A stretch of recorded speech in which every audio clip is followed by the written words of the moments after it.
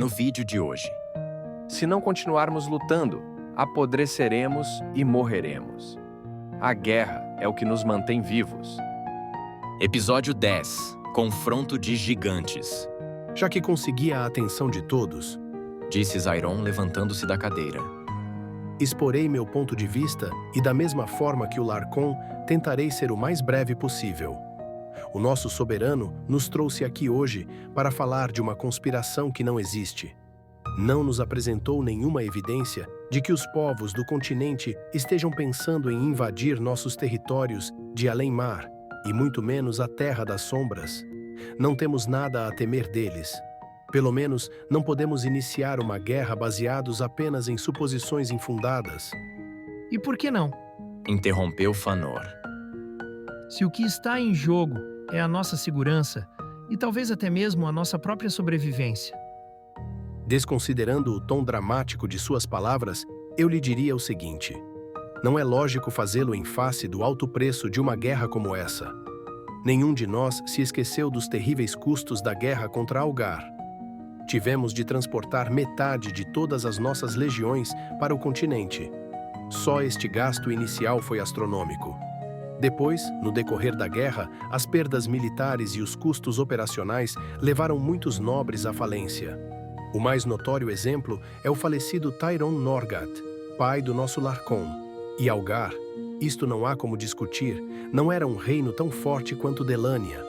Assim, meu caro amigo, nós poderemos até vencer a guerra, mas com certeza isto nos arruinaria financeiramente. A pergunta que eu lhes faço é a seguinte: estamos dispostos a pagar esse preço baseados apenas em suposições tolas e sem qualquer fundamento? Traidor! Trovejou o imperador. O fundamento de minhas suposições são as revoltas de escravos, que curiosamente ocorrem em todas as regiões do Império, menos na sua. Eu pergunto a vocês, meus caros nobres, isso não é um indício forte o suficiente? Além disso, ainda há a mudança de atitude dos covardes do Império Médio. Vocês não conseguem ver que eles não mudariam de postura sem motivo? Precisaremos esperar até que nossas cidades estejam em ruínas, para então reagir? Mas aí será tarde demais. É nosso dever sagrado defender a Terra das Sombras. É para isso que este conselho existe. O traidor alguiano não tem revoltas nas terras dele, porque ele deve ser um dos organizadores da conspiração. Vocês não percebem? Ele é um traidor. Caros governantes da Terra das Sombras, Continuou Zairon, mantendo a paciência. eu ainda não terminei. O problema da revolta dos escravos é real, mas a causa apontada não. Esta, meus amigos, eu posso garantir com toda certeza, é a infame situação em que os escravos se encontram e, sem dúvida, também o seu grande número. Somos uma ilha cheia de escravos. É preciso saber o que fazer com eles. Exterminá-los, porém, não é a atitude mais acertada, porque isso causaria um ódio muito maior nos que restassem. Não duvido que a maior parte dos homens, após ver suas famílias e filhos morrerem nas mãos das legiões, não em situação de guerra, mas brutalmente assassinados, prefeririam morrer a continuar nesta ultrajante situação. Será impossível controlá-los? Em consequência, devemos pensar em outra solução. E que solução seria esta? Perguntou Darian Linhiarod. Eu tenho pensado dia e noite a respeito, minha cara senhora. Em minhas reflexões, percebi que há muito mais escravos do que é necessário para manter minha propriedade. Ao mesmo tempo, notei que há enormes regiões dentro dos meus domínios e fora deles, sem a menor serventia.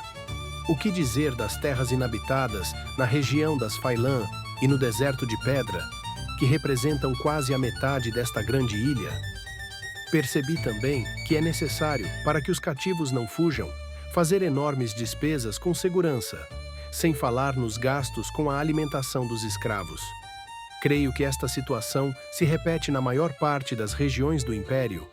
Ponderando todos esses fatores, concluí que seria muito mais viável, em termos financeiros, libertar os escravos e manter um número menor e suficiente de trabalhadores assalariados. Os gastos seriam minorados e não haveria mais revoltas. Viram? Interrompeu Fanor. O Larcon estava certo. Ele é um traidor, quer acabar com a escravidão. Eu não disse isso. Respondeu Zairon, sentando-se novamente.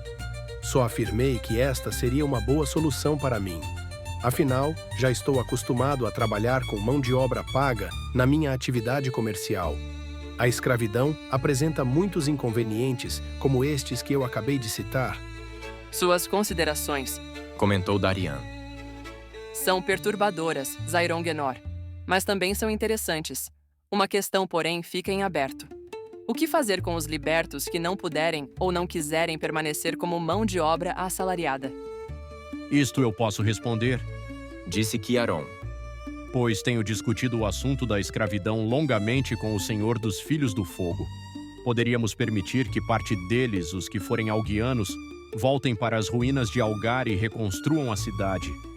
Ter uma cidade sob o nosso domínio é melhor do que ter apenas ruínas. Ao mesmo tempo, desafogaríamos a terra das sombras e desarmaríamos o espírito dos que ficassem.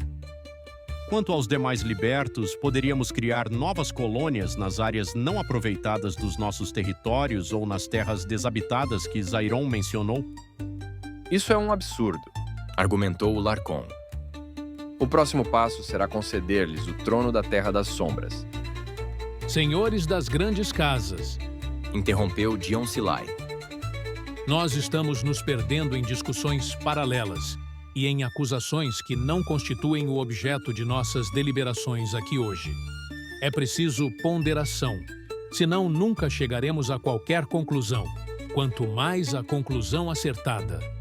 Zairon, você nos explicou uma causa provável para o aumento do número de insurreições, qual seja, o grande número de escravos. É um raciocínio plausível, visto que, como no começo de nossas discussões, já disse a Senhora dos Filhos do Aço, apesar de numerosas, as revoltas nos meus domínios não são assunto recente e também não parecem estar diretamente relacionadas aos alguianos. Após uma breve pausa, continuou o velho nobre, com a isenção que os magos das Montanhas do Vento gostavam de aparentar possuir. Devo, porém, concordar com o imperador em outro ponto não explicado aqui hoje. Sou conhecedor dos governantes do Império Médio. O atual imperador estudou na escola em que ensinamos nossa arte. Sei que são pessoas orgulhosas, mas sobretudo são guiadas pelo interesse e também pelo medo. Se cooperaram com o Império na guerra contra Algar, foi acima de tudo porque nos temiam. Se nos temiam naquela época, com muito mais razão, deveriam temer-nos agora que somos mais fortes. No entanto, mudam sua atitude em relação ao Império, recusando-se a celebrar uma aliança que, em outros tempos, seria uma de suas maiores prioridades. Uma mudança de atitude como essa, convenhamos, deve estar embasada em algum fato muito concreto. Ao terminar suas ponderações, todos os nobres, inclusive Zairon, assentiram com a cabeça. O imperador eufórico completou. Mas é isso que eu estou tentando desesperadamente mostrar a vocês esta noite. Finalmente vejo que entenderam. Podemos então deixar as discussões de lado e passar à votação. Espere, Disse Zairon. Silêncio. O tempo da discussão já passou.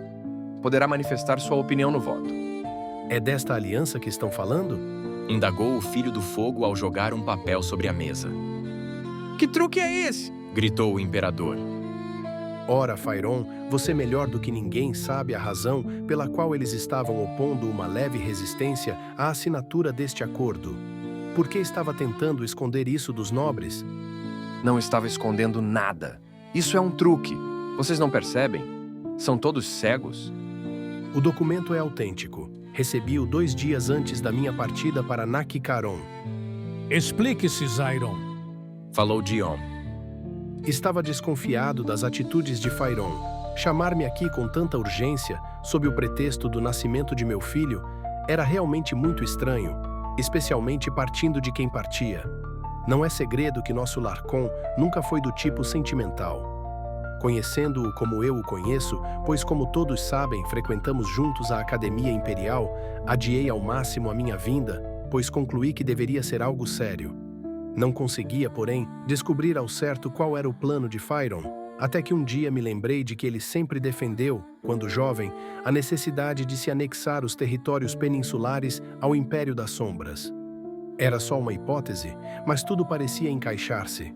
Escrevi então para Kiaron Zangalaste, a fim de que ele utilizasse seus contatos no continente.